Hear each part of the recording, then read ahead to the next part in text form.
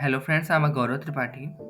First of all, the reason I'm making this craze course all about darts is because I will also be releasing a new update Flutter course pretty soon as well. Now Flutter is a framework for creating applications across multiple different platforms like mobile, desktop, and the web using just a single code base. And when we make Flutter application, we do so using the Dart programming language, which is optimized for creating across all of those different platforms. So this course is kind for instances as a bit of a primer for people who want to make food application and want to get up to speed with Dart first of all, but also for people who are just interested in learning Dart. All right, then. So what is Dart? Well, Dart is a programming language which can use to make multi-platform applications, right? So for mobile, for desktop, and the web. And after we write those applications using the code is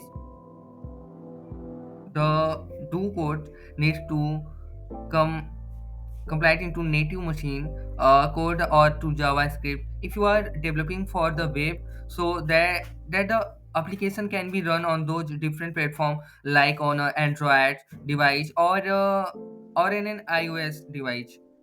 Now that is also what's known as the statically typed language, meaning every variable must have its own type. For example, a string, an integer, boolean, or some other type. And once a variable has been given a type, it cannot be changed that type at a later points in the code. For example, if you are making a variable called first name and set it equal to a string like Gaurav, then that variable's type is a string, and it can only ever be a string in the future and never another type. So what we could not then update the variable to a value which a number like 25 or some other number, because that's a different type, right? That's an integer, but we could change it to another string like India moon.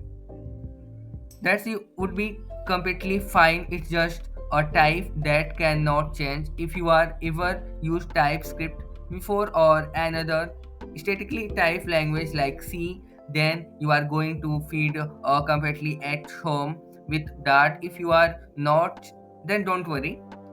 We are going to go over types in much more details cut out the course. So then what are we are going to cover in this series? Well, we are going to start with the basic, and we are going to look at how we can create and work with different primitive data types like string, integer, doubles, booleans, etc.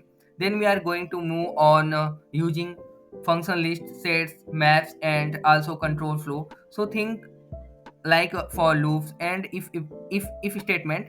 After that, we will cover how we can use classes and genres to create custom objects, and then finally we are going to talk about feature in Dart and how to make http requests. So there's quite a lot to get stuck into, and hopefully by the ends of whole series you will be in a good position to kick on and start developing Flutter applications using Dart.